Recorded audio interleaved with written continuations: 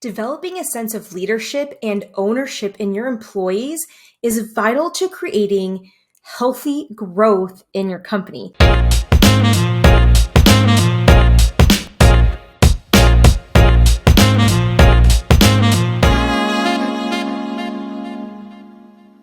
Hi, you guys. Caitlin Strempel here with Rising Ranks Digital. And today we're going to talk about how to develop leadership skills in your workplace. All right. So the first thing is, how can we get there? How can we get our employees to take action, to make sure that they are driving the conversation with their clients, that they can take ownership of whatever they're working on and run with it without feeling like they have to be micromanaged or that they have to come ask you all of the questions for this to work out for them? So the first and foremost, the thing that I want to talk about is energy. So a lot of leaders in the workplace are stuck in masculine energy. Everybody has masculine energy and everybody has feminine energy.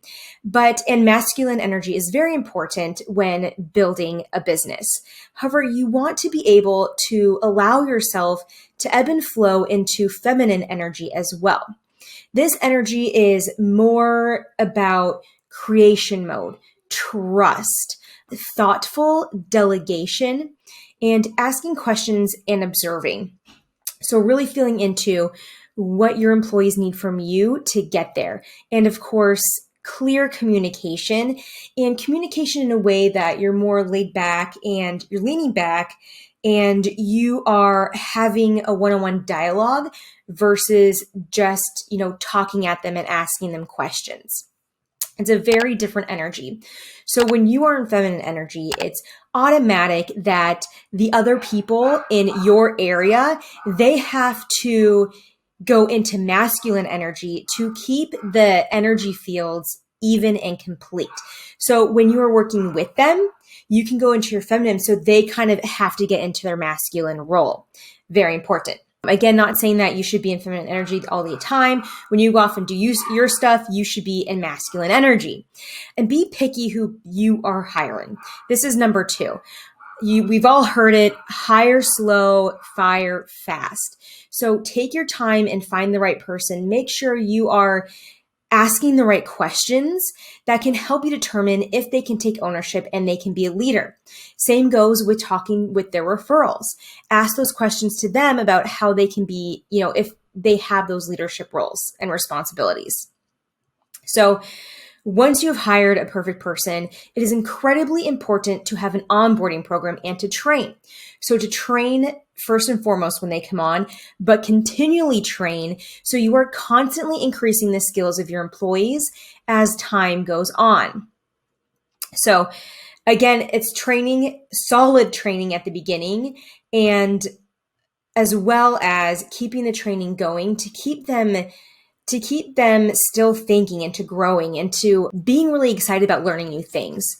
All right. So after that, you do want to have an open door policy. This is a must, and it's not just saying it, it's actively, calling people in and having an open discussion with them and taking that time out of the week or the month, however you want to do it, whatever rotation. I would say, a month is good. Bring them in and ask them, is there something I can help you with? Is there something you need training on? Is there something that we can sit down and chat about? Or, are you feeling off about some certain area of your work?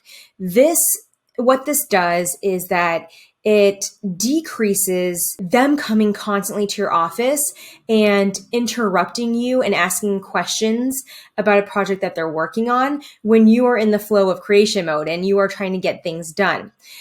If you have a ton of people doing that, it's really going to take your production level down.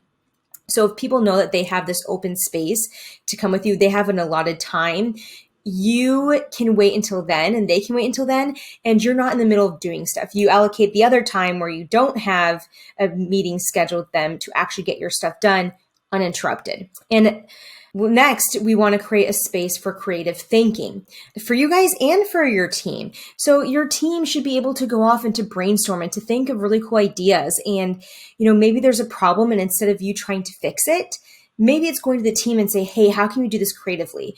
Or maybe it's like, I have this idea. How can we make it better? Really give them those open-ended questions and opportunities to create something great. This is so key. Employees stay on when they have the ability to expand their minds. And lastly, it's leading by example. So you're not talking about stuff, but you are actually showing this leadership and ownership in your actions. It's more actions, but it's also a lot of energy too. So what the metaphor I like here is the wolf. So the wolf isn't like, hey guys, I have this, I know where this water hole is. Like, come follow me and let's go to the water hole. No, the wolf gets up and is a leader. And you can see that in his stance and his energy. And he just knows where the water goes and he goes to it because he knows. And because he has that confidence and because he's just doing it and showing up in that energy, the wolf pack automatically follows. It is the same thing with humans. When you stand up and take a stand and you are committed and you are in that space of leadership and knowing and then taking action on that, people will see that and they will follow suit.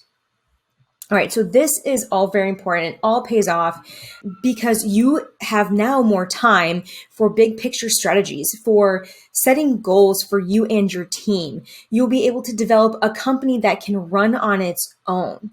So incredibly important.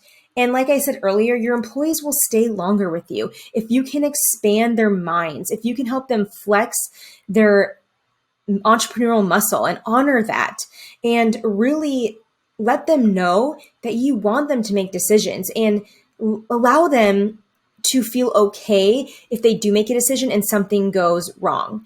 If they make one wrong mistake, they should not feel like they're walking on eggshells and they can't make a decision again. So you really want to keep that open.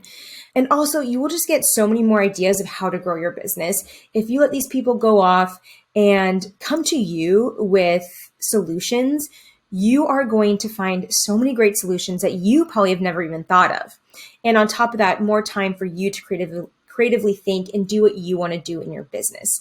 So again, ownership and building leadership with your employees in your workplace is so incredibly important for everyone's growth, including the company's growth. It is not just going to be growth number-wise, it is going to be a healthy growth. All right, you guys, Caitlin Strempel here with Rising Ranks Digital. Follow us on Instagram at Caitlin Strempel, or you can follow us, go visit our website at risingranksdigital.com. If you like this, please share, comment, and I hope you have a great day.